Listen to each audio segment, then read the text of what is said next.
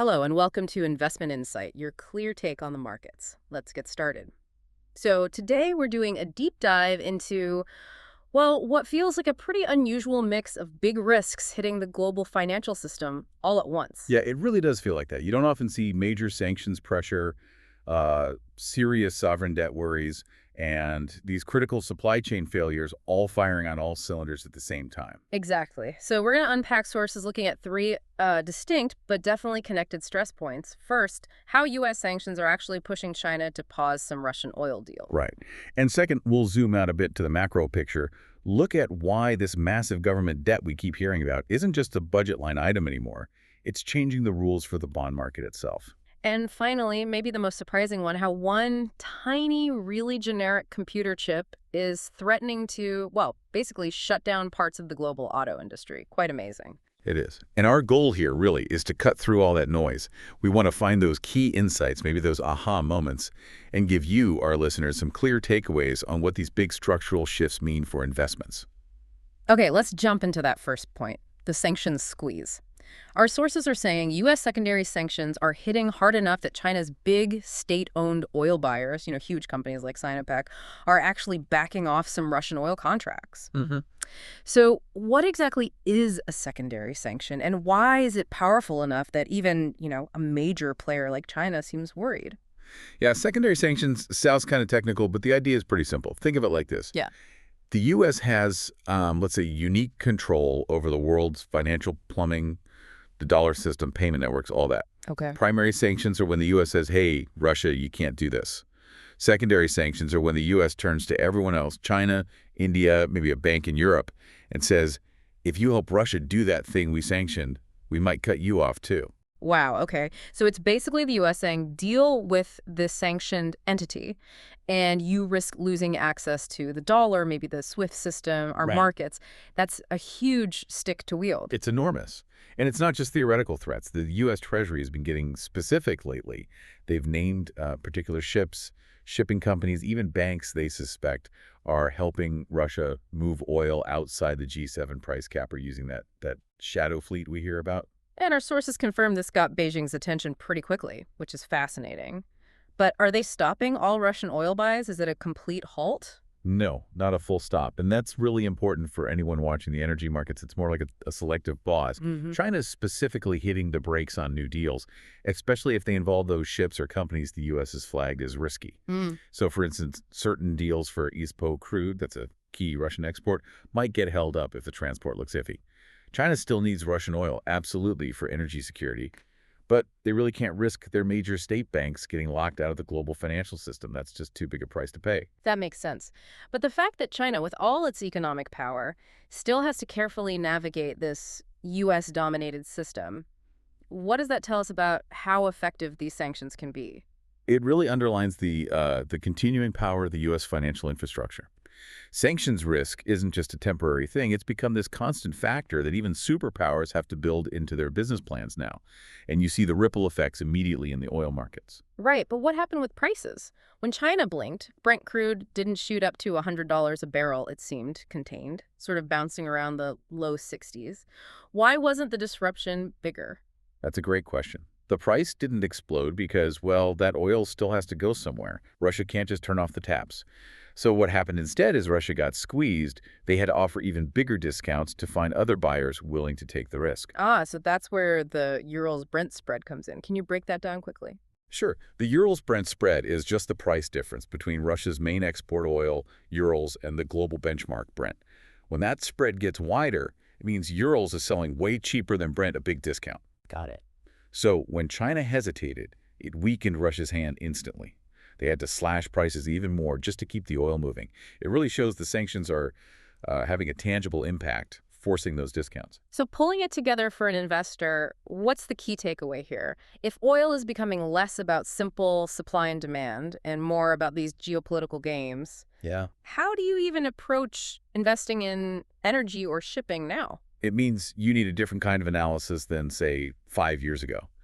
So what is that you absolutely have to assess this secondary sanctions risk down to the company level. If you're looking at refiners, shipping firms, banks involved in that trade, you have to ask, What's their exposure? Could the U.S. target them? So it adds a whole new layer of risk. Definitely. It makes oil much more volatile because it's driven by political moves, not just barrels. You're pricing in geopolitical risk now, not just supply forecasts. That's a huge shift. Okay, let's pivot now from geopolitics and oil to something maybe even bigger underlying a lot of this government debt.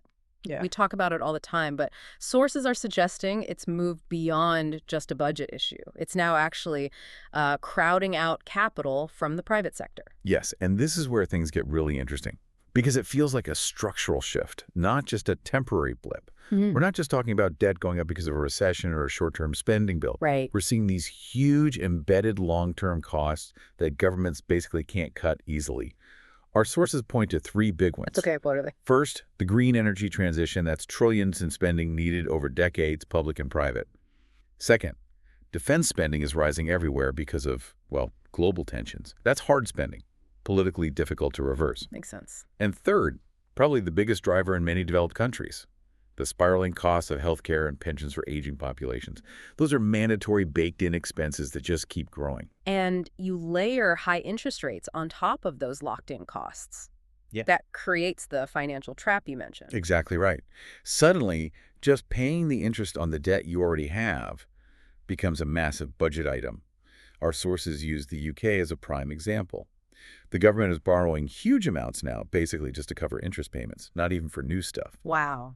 And when the government becomes this giant, relentless borrower needing tons of cash, it starts to vacuum up the available capital in the market. So how does that crowding out actually, show up in the U.S. market? Why should an investor care if, say, a Treasury auction doesn't go well? Because it directly translates into higher borrowing costs for everyone. We saw it recently. Those 10-year and 30-year Treasury auctions had weak demand. What that means is the market felt saturated. There's just so much government debt being issued that investors basically said, okay, if you want us to buy more, you need to offer a higher yield, which means a lower price for the bond. Wait, so the government needing to offer higher interest rates sets a higher floor for all interest rates. Like, it makes loans more expensive for my local coffee shop or makes it harder for a tech startup to get funding.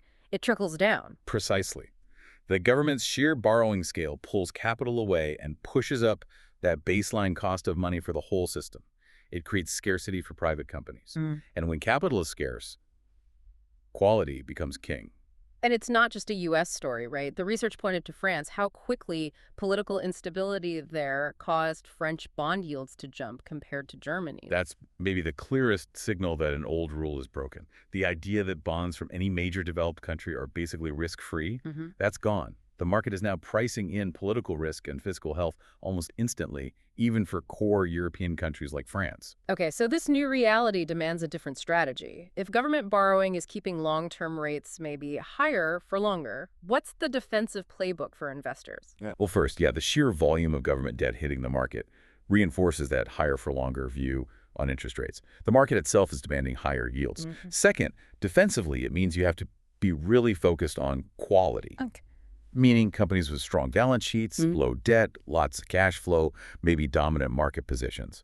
When capital gets tight and expensive, these are the companies that can not only survive but potentially gain ground, while competitors who rely heavily on debt struggle to get funding or refinance. Focus on quality, strong cash flow. Got it. That makes sense in a capital-scarce world. Okay, let's shift to our third and maybe most surprising stress point, the Nexperia chip crisis.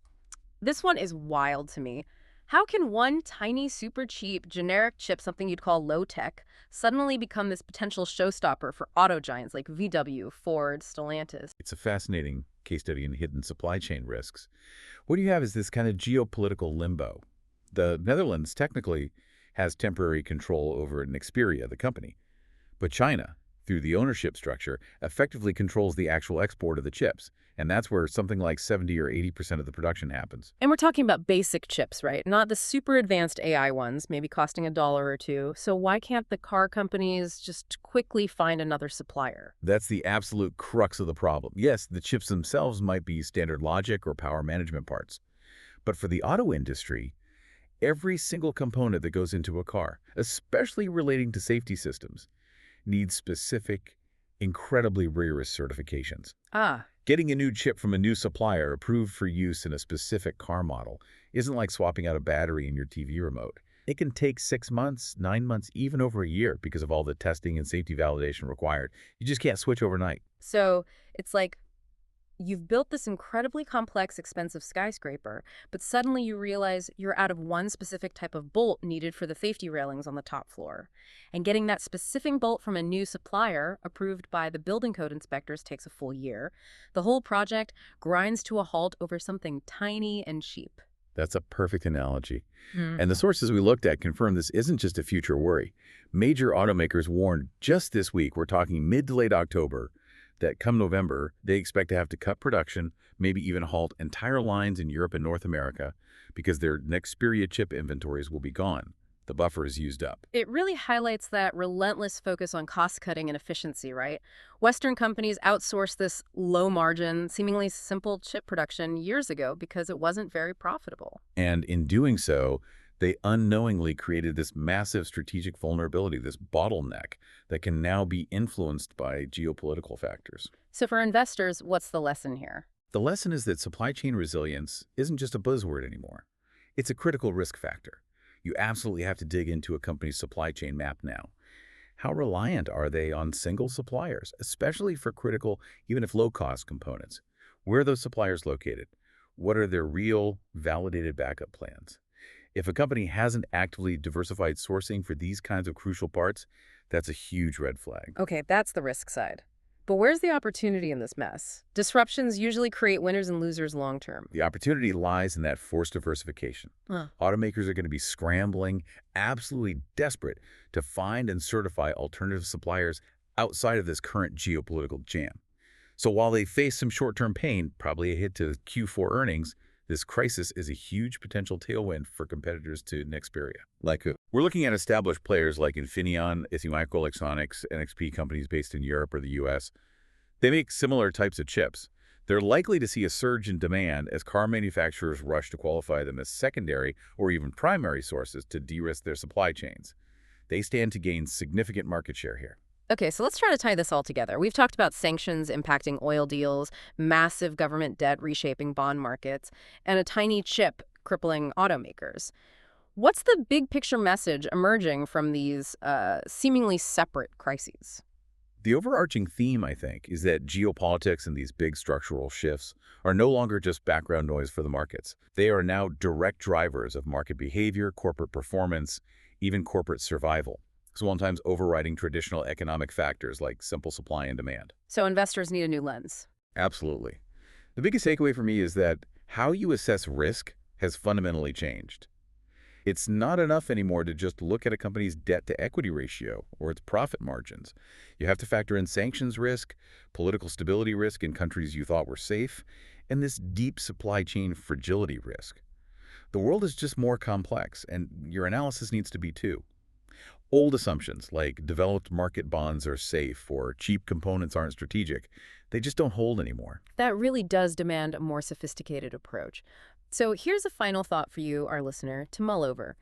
If a cheap, generic, easily overlooked chip can bring the global auto industry to its knees, what other invisible bottlenecks might be hiding deep inside the supply chains of the companies you invest in?